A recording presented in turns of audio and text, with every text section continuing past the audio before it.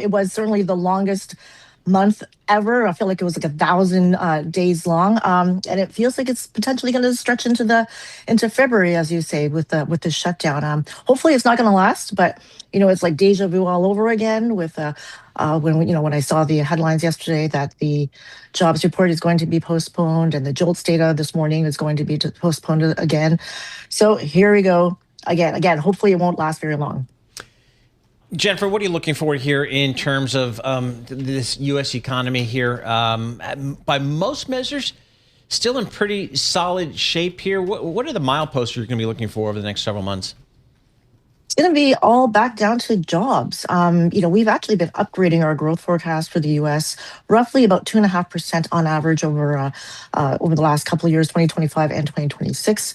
And again, this is just due to more overall resilience, and of course all the pausing and all of the deals that have been secured, at least that will keep inflation at a more manageable level. That has certainly helped, but it's going to continue to roll into what happens with job demand, labor supply as well. I don't know if you had a chance to read all the responses that were given from the ISM survey yesterday, but it was a pretty depressing read. I was like, oh my gosh, everyone was worrying about tariffs still, trade, and uncertainty. That was like the overriding theme of all the responses. This is what I want to bring up today, and first time I'm doing it with Jennifer Lee because we've been all equities here at the Tire. I'm sorry, Jennifer, but the tariffs thing to me now is underplayed. It may not be as dominant as it was, Paul, 10 months ago, 8 months ago, but there's still a tariff reality in our analysis, isn't there, Jennifer?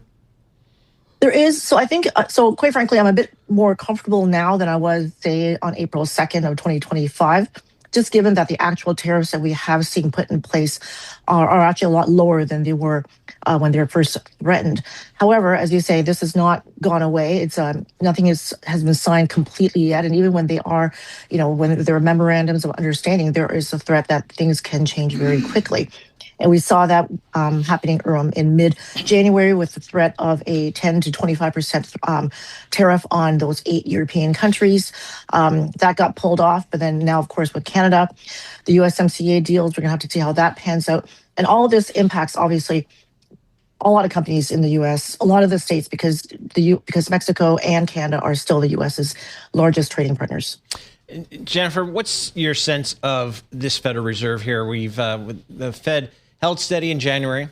Since then, we've got a new Fed chairman appointed or nominated by President Trump here. So a lot of moving parts at the Fed. How are you kind of factoring that into your calculus?